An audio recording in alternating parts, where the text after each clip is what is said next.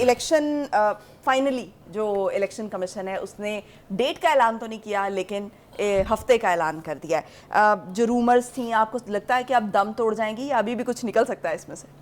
पहली बात तो ये है कि वो एक पंजाबी की मिसाल है कि आटा गूंथती हिलती क्यों। तो ये इस तरह की तनकीद जो आ रही है इस ऐलान के बाद मुख्तलिफ पार्टीज के लीडर्स की तरफ से, उसको इससे ज़्यादा और मैं कंसिडर करने के लिए तैयार नहीं। देखिए, गुजारिश ये है कि मेरे ख्याल से इलेक्शन कमीशन ने तमाम तर प्रेशर के बावजूद, तमाम तर ग्राउंड रियलिटीज़ को सामने रखते हुए, इसके बरक्स उन्होंने इलेक्शन का हतमी ऐलान कर दिया है। आखिरी हफ्ता जनवरी का कह देना का मतलब है एक तरह से तारीख अनाउंस हो गई है। लेकिन आप ये देखिए कि ये वो कहते हैं ना, जिसने नहीं मानना है उसने तो किसी सूरत मानना नहीं है। लेकिन हम तजर्बा कर चुके हैं कि ये जो बंगाली अदलिया थी, इसने 14 मई को पंजाब में इलेक्शन कराने का ऐलान किया था, याद होगा आपको। हुए इंतखाब इसलिए कि ग्राउंड रियलिटीज़ मैच नहीं करती थी, सूरत हाल अफरा तफरी का शिकार थी। ऐसे में इलेक्शन करा के आप सवाए फसाद कराने के और क्या कराएंगे? आपको पता है ना किस तरह की पोलराइजेशन थी उस वक्त पोलिटिकल। एक दूसरी बात यह है कि कुछ सियासतदानों का जो यानी हुकूमत के मुखालिफ कह लीजिए या आप कह लीजिए तो वो तज्जिया कारों की लौट जो कीड़े निकालती रहती है, उनका ख्याल ये था कि इलेक्शन जो है ये नहीं कराने चाहिए अभी जब तक कि मईशत ठीक ना हो जाए। और उसमें सबसे ज़्यादा मेजर कंट्रीब्यूशन जो था वो मौलाना फजल रहमान साहब का था, JUI का, जिन्होंने बाकायदा ये ऐलान किया था कि उनकी हुकूमत, उनकी पार्टी का मौक़िफ़ ये है कि पहले आप मईशत ठीक करें फिर बाद में इलेक्शन देखी जाएगी। तो मैं समझता हूँ कि इन तमाम तर प्रेशर्स के बावजूद इलेक्शन कमीशन की तरफ से इस ऐलान का किया जाना जो है, इसकी तो यानी पजीराई होनी चाहिए थी, लेकिन ऐसा नहीं हुआ है। आप ये देखें कि जब CCI की मीटिंग हुई थी, काउंसिल ऑफ कॉमन इंटरेस्ट की, और मरदमशुमारी का उसमें जब यानी उसकी वेरिफिकेशन की थी उन्होंने, तो उसका तकाजा ये है, आईनी तकाजा है ये भी, कि आप हल्का बंदियाँ करें। हल्का बंदियों के लिए 120 दिन का वक्त दरकार होता है, जो इलेक्शन कमीशन ने वॉलंटरली 1 महीना कम कर दिया था। अगर आपको याद हो, हमने ये अपने प्रोग्राम में इसका तज़किरा भी किया था। 3 माह कर दी थी उन्होंने। ठीक है, हल्का बंदियों में 1 माह की कमी करने के बाद फिर ये ऐलान आ जाना एक तरह से इलेक्शन कमीशन की इंटेंशन को जाहिर कर रहा है कि हम इलेक्शन के इनेकाद के ख़िलाफ़ नहीं हैं, ना हमें किसी भी वजह से मज़ीद वक्त दरकार है। ये तो हो गई सूरत हाल क्लियर। तो अब ये देखिए, सियासी पार्टियां मुतमईन हो जाएंगी। मैं उसी पर मेरे ख्याल से हम दो तीन बड़ी पार्टियों को डिस्कस कर लेते हैं। पहले हम कर लेते हैं नवाज शरीफ को। देखिए, नवाज शरीफ साहब इलेक्शन के मेजर स्टेक होल्डर है, उनकी पार्टी, कोई दो राय नहीं है इसके बारे में। उन्होंने शहबाज शरीफ साहब को हंगामी तौर पे और मरीम नवाज को लंदन तलब किया है। दो उसकी बुनियादी वजूहात में दिखाई देती हैं। एक तो ये कि पीपल्स पार्टी बाकायदा अपनी इलेक्शन कैंपेन का आगाज़ कर चुकी है और नून लीग अभी तक मशावरत के चक्कर से नहीं निकली है। तो मेरे ख्याल से नवाज शरीफ साहब को ये एहसास है कि हम ऑलरेडी लेट हो गए हैं। तो एक तो उनकी प्रायोरिटी ये होगी कि जितनी जल्दी भी इलेक्शन स्ट्रेटजी फाइनल करके और लॉन्च कर देनी चाहिए। ठीक। और दूसरी बात यह है कि कुछ लोगों का ख्याल ये है कि वो एक ख़ास पैगाम लेके आ रहे हैं। इसकी हम अभी प्रोग्राम पार्ट में उसको लेकिन लेटर पार्ट में वो कर लेंगे। और बुनियादी तौर पर कुछ लोगों की इंटरप्रिटेशन ये है कि वो ये पैगाम लेके जा रहे हैं, और आप समझ लें पैगाम किसका है। आप इसको मिलिट्री इस्टेब्लिशमेंट कह लीजिए, आप इसको इस्टेब्लिशमेंट कह लीजिए, कोई भी नाम दे लें इसको, कि जी आपने जजेस और जनरलों के ख़िलाफ़ जो बयानिया बनाया है इसको थोड़ा सॉफ्ट करें, इसके ऊपर तो इलेक्शन लड़ेंगे आप तो गड़बड़ होगी। तो जो मरीम नवाज ने भी इसी पे ये कहा ना कि मैं और नवाज शरीफ जो हैं हम इंतकाम की सियासत पे यकीन नहीं रखते। करेक्ट। तो मेरे ख्याल से अगर आप इसको इस पूरे मंजरनामे में देखें तो पीपल्स पार्टी की तरफ से कायरा साहब ने ज़ाती कैपेसिटी में तो इसको वेलकम किया है, लेकिन कहा कि पार्टी की मुशावरत के बाद हम इसके ऊपर बाकायदा रिएक्शन देंगे। लेकिन शेरी रहमान, जिसका आपने अभी जिक्र किया, उनकी अजीब मंतक है। उनका ख्याल ये है कि हफ्ते नहीं दिनों का, फिर वो कहेंगी नहीं दिनों का नहीं घंटों का, फिर वो कहेंगी घंटों नहीं, उसके साथ मिनटों का जिक्र नहीं है, मिनटों के बाद सेकंडेज। तो ये कीड़े निकालने वाली जो बात है ना, ये अपनी जगह, लेकिन मेरे ख्याल से जो पॉजिटिव आस्पेक्ट है इस इलेक्शन कमीशन की अनाउंसमेंट का वो ये है कि इलेक्शन होने जा रहे हैं। इलेक्शन के बगैर कोई स्टेबिलिटी का ख्वाब भी आप नहीं देख सकते। इलेक्शन कमीशन, चाहे IMF हो, चाहे वर्ल्ड बैंक हो, चाहे दुनिया के दूसरे इंस्टीट्यूशंस हो, सब मुतालबा कर रहे हैं हमसे। यूरोपीय यूनियन इसको मॉनिटर कर रही है बाकायदा कि आप इलेक्शन कराएं यानी और जितनी जल्दी। वो जो गॉसिप हो रही थी या रूमर्स थी कि 2024 में भी कहीं इलेक्शंस नजर करेक्ट, नहीं ये आ रहे, बिल्कुल कहा ये गया दम था तोड़ कि जी जाएंगे। 2024 में भी शायद ना हो, मतलब ये कि इनडेफिनेटली उसको पोस्टपोन करेंगे। वो तो मैं इसको अवॉइड कर रहा था, लेकिन आपने मजबूर कर दिया। वो शटअप कॉल तो दे दी है इलेक्शन कमीशन ने कि बस भाई स्पेकुलेशंस बंद करें, ये ग्राउंड रियलिटी है, हम इसके मुताबिक इलेक्शन कराने जा रहे हैं। ठीक हो गया। अब जनाब आगे आ जाए, अभी बात खत्म कहाँ हुई है, लेकिन पीटीआई को करार नहीं है। पीटीआई के Challenge जो करने का ऐलान कर कोर कमेटी के जो हैं नियाजुल्लाह नियाजी साहब, उन्होंने कहा कि जी हम तो इसको चैलेंज करने जा रहे हैं। यानी इसके होगा ये कि फिर इलेक्शन ये इसके खिलाफ कोर्ट में समाअत शुरू हो जाएगी, फिर उसको लंबा ड्रैग किया जाएगा।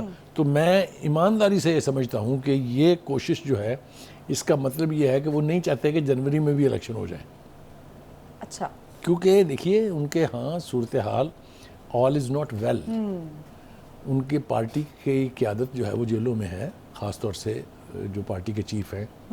Who is the man who attracts people and votes.